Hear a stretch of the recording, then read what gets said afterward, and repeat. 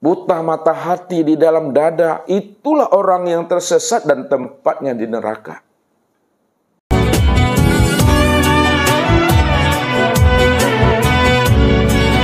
Hendaklah setiap kita ini telah mampu mengenali Allah itu dengan pengenalan yang sempurna, zahir dan batin, bahwa hanya dialah yang wujud semata-mata dan tidak ada wujud yang lain selain daripada dirinya. Dialah yang ada sejak mulanya yang ada ini. Bahkan sebelum kata-kata itu ada, dia telah lebih dahulu ada sebelum kata-kata itu ada. Disinilah ia menjelaskan tentang kewujudan dirinya itu dengan mengatakan innani anallah la ilaha illa ana fa'budni.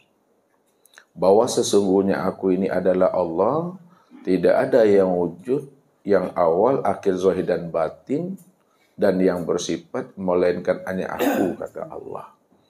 Maka fa'budni. Kalau kamu sudah mengenal aku, kamu sudah berjumpa dengan aku, kamu sudah menyaksikan dan bertatap wajah dengan aku, maka hendaklah kamu itu beribadah kepada aku. Maka ibadah dan ketaatan yang kita lakukan itu, ketika kita telah mengenal Allah dengan pengenalan sempurna, zahir dan batin, itulah ibadah yang ingat, bukan ibadah yang lupa.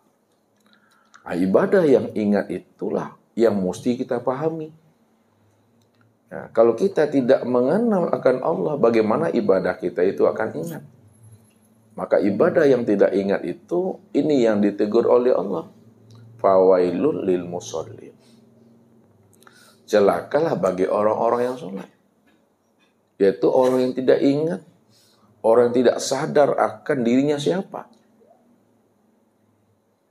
Kalau kita beribadah tidak ingat, tidak sadar diri kita ini siapa, maka ibadah kita itu tidak ada ruhnya.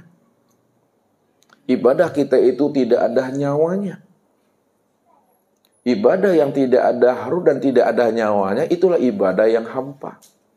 Tidak ada rasa nikmat, tidak ada rasa rindu, rasa bermahabbah dan bermanja-manja dengan dirinya. Itu ibadah yang mati. Ini yang Allah sampaikan kepada kita melalui baginda Rasul. Ada dua orang di antara umatku, kata Rasul. Dia sama-sama beribadah, sama-sama mendirikan ibadah sholat. Cara berdirinya dalam beribadah itu sama. Cara rukuknya sama, cara iktidal, sujud dan duduknya persis tidak berbeda. Akan tetapi kualitas sholat di antara mereka berdua itu bagaikan langit dengan bumi. Apa sebabnya ibadah mereka itu kualitasnya bagaikan langit dengan bumi? Padahal cara berdirinya sama, ruku, i'tidal, sujud dan duduknya persis sama, tidak berbeda. Namun kualitas sholat mereka itu bagaikan langit dengan bumi. Yang satu sholatnya ingat kepada Allah. Hatinya benar-benar hadir menyaksikan Allah yang wujud dan nyata pada sekalian alam dan sempurna pada dirinya. Sedangkan yang satu lagi, sholatnya tidak ingat kepada Allah. Hatinya itu tidak hadir kepada Allah. Maka hati yang tidak hadir kepada Allah dan hati yang hadir kepada Allah, itulah yang berjarak itu. Itulah yang menentukan kualitas mereka beribadah itu bagaikan langit dengan bumi. Maka pantaslah Nabi mengatakan, anta'budallah ka'annaka tarahu. Beribadahlah kamu kepada Allah seolah-olah kamu melihat dan menyaksikan Allah. Makna ka'annaka itu benar-benar kamu melihat dan menyaksikan Allah itu. Makanya orang-orang arifin, Imam Ali, Syekh Junaid, pernah menjelaskan kepada umat ini. La na'budu rabbana lam yara. Kami tidak akan menyembah Tuhan itu kalau Tuhan yang kami sembah itu belum kami lihat, belum kami saksikan. Makanya beribadah menyembah Allah itu betul-betul sampai kepada puncak musyahadah, sampai kepada puncak penyaksian. Inilah yang diingatkan oleh Allah itu. Wa'bud rabbaka hatta ya'tiyakal yaqin. Sembahlah olehmu Rabb itu, sembah olehmu akan diri aku ini, kata Allah. Benar-benar hatimu itu telah hadir, telah muncul suatu keyakinan. Jadi beribadah kepada Allah itu, hati ini mesti yakin. Kalaulah beribadah kepada Allah itu, Bapak Ibu, hati ini mesti yakin. Lalu yang dikatakan yakin itu yang mana? Maka yang dikatakan yakin itu menurut Rasul al-imanu kullu. Yang dikatakan yakin itu adalah iman yang sempurna. Berarti beribadah itu mesti memiliki iman yang sempurna. Kalaulah beribadah kepada Allah itu mesti dengan iman yang sempurna, lalu iman yang sempurna itu seperti apa, kata Rasul? Makanya diterangkan oleh Rasul. Iman yang sempurna itu adalah al-iman antu'minu biru'yatillah. Iman yang sempurna itu di mana kamu benar-benar menyaksikan Allah yang kamu ibadati itu. Maka wajar dan pantaslah orang-orang arifin menjelaskan kepada kita, la na'budu rabbana lam yara. Kami tidak akan sembah Tuhan itu kalau Tuhan yang kami sembah itu belum kami lihat dan belum kami saksikan. Ini pesan Rasul kepada kita yang disampaikannya. Maka gunakanlah kecerdasan rohani dan akal pikir memahami dan menyelami makna yang tersirat di balik apa yang disampaikan Rasul itu. Anta'budallah ka'annaka tarahu. Beribadahlah kamu kepada Allah.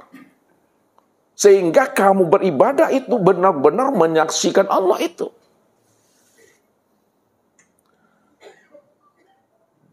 Maka syarat menyaksikan Allah, tentu kita mesti kenal dulu Bapak Ibu. Syarat kita kenal, ya, pahami akan diri kita ini. Lepaskan kemelekatan akan kehambaan diri itu.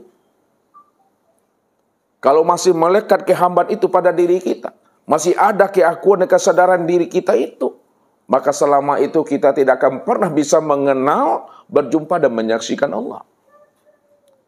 Jadi syarat untuk mengenal Allah itu, lepaskan kehambaan itu. Kemelekatan, kesadaran diri yang merasa diri itu wujud dan bersifat. Inilah yang disampaikan Rasul. Innakum lan taraw rabbakum hatta tamutu. Kamu tidak akan pernah mampu melihat dan menyaksikan Allah itu sehingga dirimu benar-benar mati. Lepas kesadaran dirimu. Hilang keakuan dirimu. Kalau belum lepas kesadaran dirimu, masih melekat keakuan dirimu, maka kamu belum mati. Makanya mati yang dimaksudkan Rasul, mati sebelum habisnya usia umur. Mati yang dimaksudkan Rasul, mati sebelum habisnya usia umur. Itu mati di dalam hidup. Mutu qabla anta mutu. Matikan dirimu sebelum ajalmu sampai. Matikan dirimu sebelum habisnya usia umurmu. Lepaskan kesadaran diri yang merasa diri itu ada. Ini yang dikatakan oleh Allah itu. Bila engkau adalah engkau, maka engkau tak kenal aku. Bila engkau merasa diri engkau yang wujud, diri engkau yang bersifat, sama basar, kalam, ilmu, kudrat dan iroda serta hayat, maka selama itu kamu tidak akan pernah mengenal aku, kata Allah. Tapi apabila engkau bukanlah engkau, pasti engkau kenal aku. Bila engkau tidak lagi merasa wujud, engkau tidak lagi merasa bersifat, tidak lagi merasa ada, melihat, mendengar dan berkata, mengetahui, berkuasa, berkehendak dan hidup, barulah engkau mampu mengenal akan diri aku, kata Allah. Karena yang sebenar-benar wujud itu aku. Yang sebenar-benar hayat itu aku, kata Allah. Yang sebenar-benar sama basar, kalam, ilmu, kudrat, iradat itu adalah aku, kata Allah. Aku cuma yang ada sejak mula adanya, dahulu, sekarang, dan yang akan datang. Sedangkan dirimu juga nggak pernah ada sejak dahulu, sekarang, dan yang akan datang, kata Allah. Makanya orang yang telah hilang, yang telah lenyap akan keakuan dirinya merasa ada itu, disitulah dia mampu melihat dan menyaksikan Allah itu. Akan tetapi, kata Rasul, kalau kita belum sampai kepada puncak musyahadah, belum sampai kita kepada puncak hakikat penyaksian kepada Allah, minimal kita turun pada maqam muraqabah. Maqam muraqabah itu adalah maqam fa in lam takun tarahu fa innahu yaraka. Jika kamu belum mampu melihat dan menyaksikan Allah yang wujud, yang nyata pada alam dan sempurna pada dirimu, hadirkan ruhanimu, hadirkan jiwamu, sehingga kamu merasakan akan kehadiran Allah itu menjadi bukti dan dalil bagi dirimu. Allazi yaraka hina taqumu wa taqallubaka fisajidin. Bahwa aku menjadi saksi bagi dirimu, aku melihat, memperhatikan dirimu pada saat engkau berdiri di waktu sholat, pada saat engkau ruku, pada saat engkau iktidal, pada saat engkau sujud dan duduk. Aku yang menjadi bukti, menjadi dalil dari setiap apa yang kamu lakukan, kata Allah. Maka hadirkan kesadaran Tuhan itu di dalam rohani kita. Ini namanya maqam muraqabah. Bagaimana setiap kita itu bisa merasakan kehadiran Allah pada diri kita? Kalau kita bisa merasakan kehadiran Allah pada diri kita, maka muncul pula lah di situ ketenangan dan kekhusyukan. Mana yang dikatakan Bapak Ibu mampu merasakan kehadiran Allah pada diri? Merasakan kehadiran Allah pada diri, itulah yang disebut namanya dengan hayat. Hayat itulah yang dikatakan rasa Tuhan. Hayat itu hidup, Bapak Ibu. Hidup itu yang katakan rasa Allah.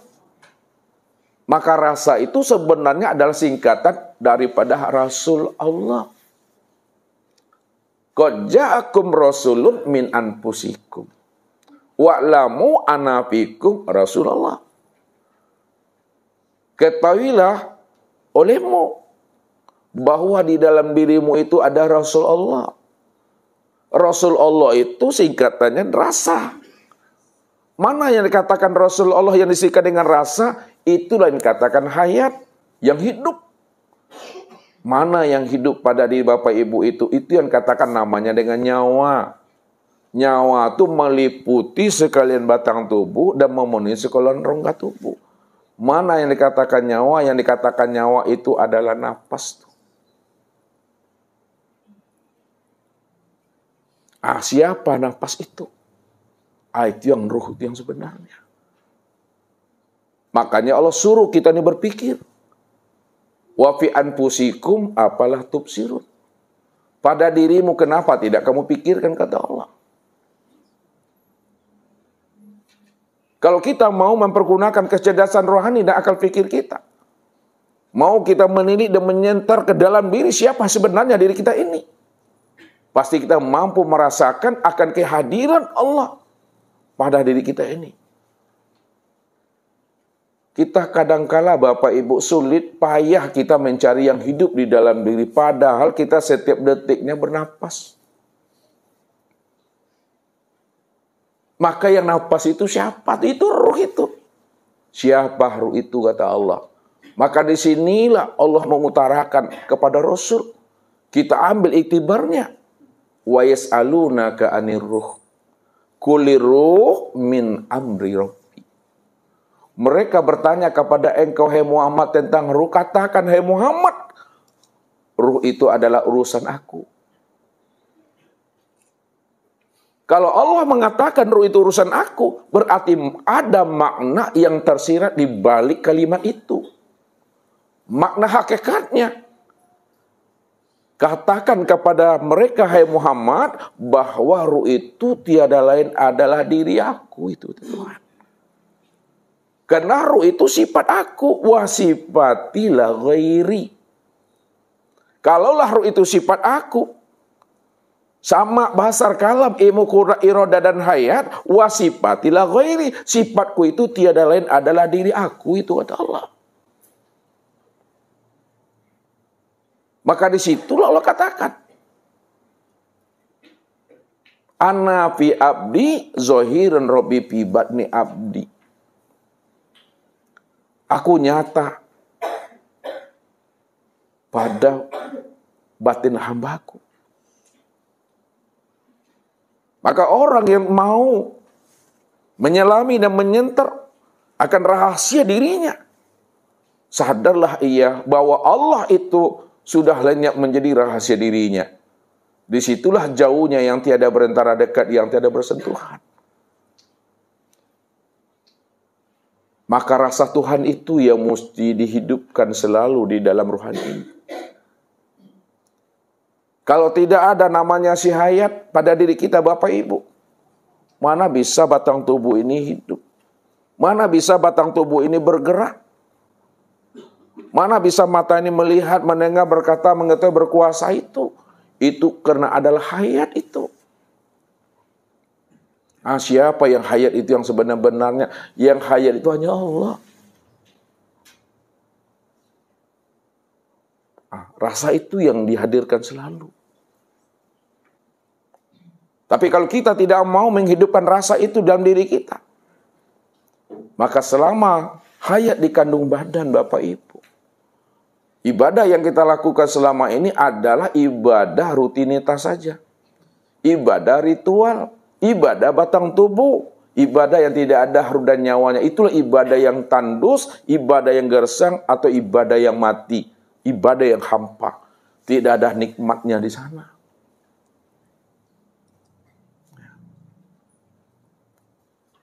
Dan inilah yang dicap oleh Tuhan. Orang yang tidak mampu mengenal aku, tidak pula mau dia merasakan kehadiran aku pada dirinya. Itulah sebenar-benarnya orang yang buta dan orang yang tersesat itu. Baik di dunianya maupun di akhiratnya, kata Allah. Apa kata Allah? Wa man kana fi hazil a'ma fa huwa fil akhirati a'ma wa dalun sabila. Barang siapa yang buta di dunia ini, aku pastikan dia buta di akhirat, wa dalun sabila, dan dialah orang yang tersesat itu. Kalau Allah mengatakan orang yang buta adalah orang yang tersesat dan tempatnya di neraka, maka buta yang bagaimana yang Allah maksudkan di dalam surat itu? Ini yang diterangkan kembali oleh Allah dalam surah Al-Hajj ayat 46. Fa innaha la ta'mal absar walakin ta'mal qulub allati fi sudur. Sesungguhnya yang aku katakan buta itu, kata Allah, bukanlah buta mata zahirmu yang ada di kepalamu ini, tapi butanya mata hatimu yang ada di dalam dada. Buta mata hati di dalam dada, itulah orang yang tersesat dan tempatnya di neraka. Kalau Allah katakan orang yang buta mata hatinya adalah orang yang tersesat dan tempatnya di neraka, Bapak Ibu, lalu buta mata hati itu apa pula maksudnya? Buta mata hati itu maksudnya siapa yang tidak mengenal aku, kata Allah, di dunia ini, maka di akhirat tidak akan pernah mengenal aku.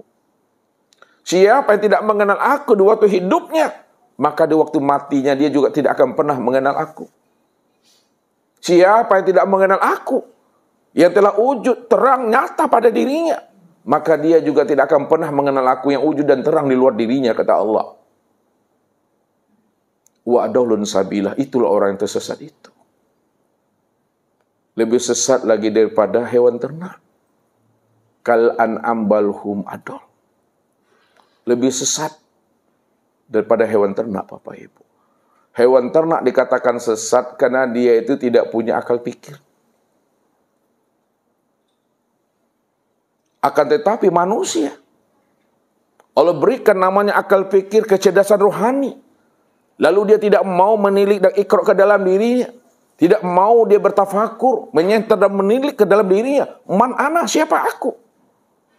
Ketika dia tidak mau mempergunakan akal pikir dan kecerdasan rohaninya, maka ketika itulah sesatnya manusia itu lebih sesat daripada hewan ternak. Hewan ternak dikatakan sesat wajar, Bapak Ibu, karena dia tidak punya akal. Tapi manusia yang diberi Allah akal, tak mau dia mempergunakan akalnya untuk menilik siapa rahasia dirinya yang sebenarnya. Maka pantaslah ia lebih sesat daripada hewan ternak itu. Maka seorang yang sadar akan dirinya, bahwa suatu saat dia akan pulang dan kembali kepada Allah. Orang yang sadar akan jiwanya ini, satu saat dia akan berpulang dan kembali kepada Rabb-Nya. Dan itu hal yang pasti, Bapak Ibu. Wa anna ila rabbikal muntaha, kata Allah. Ingat, kata Allah, sesungguhnya aku ini adalah Rabb-Mu. Aku inilah akhir kesudahan perjalanan hidupmu. Berapapun umur kita, usia kita, hidup di alam dunia ini, satu saat kita pasti akan berpulang dan kembali kepada Allah. Apa sebabnya? Karena Allah sudah katakan itu kepada kita. Inna lillahi wa inna ilaihi raji'un. Sesungguhnya dirimu itu asalnya daripada aku. Tentu pulang dan kembalinya kepada aku. Di ma datangnya situ pulangnya, di ma hilang di situ dicari. Kalau memang asal kita adalah Allah, tentu pulang dan kembalinya juga kepada Allah. Tak mungkin pulang dan kembalinya kepada yang lain. Ini yang kita mesti ino-inoi. Ini yang mesti kita pahami. Ini yang mesti kita sadari. Kalau kita yakin satu saat akan pulang kembali kepada Tuhan. Maka sebelum datangnya ajal, sebelum habisnya usia umur kita, bagaimana kita ini telah mengenal Allah dengan pengenalan sempurna zahir dan batin. Andai kata ajal kita sampai nantinya, kalau kita sudah mengenal Allah, insya Allah terang lurus jalan pulang dan kembali kita itu dengan terang seterang-terangnya, Bapak Ibu. Tidak ada lagi dikhawatirkan. Tidak ada lagi mesti digamangkan.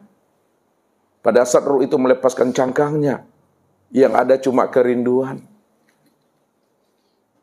Lama terasa hidup di alam dunia bagi dirinya yang sudah bermahabbah kepada Tuhan itu. Maka orang yang telah mengenal Allah, kematian itu bukan hal yang menakutkan, bukan hal yang mengerikan, Bapak Ibu, tapi suatu kerinduan, kenikmatan dengan Tuhan itu.